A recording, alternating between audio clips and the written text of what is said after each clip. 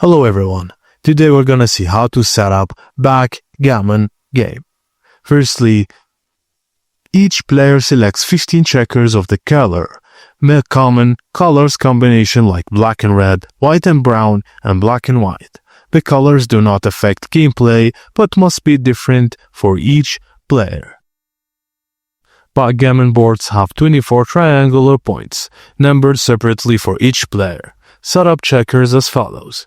Place 2 checkers on the 24 point. This is the furthest point from your home board, located at the top left corner for one player and top right corner for the opponent. Place 5 checkers on your 13 point. This point is closer to the middle of the board, near the rightmost edge.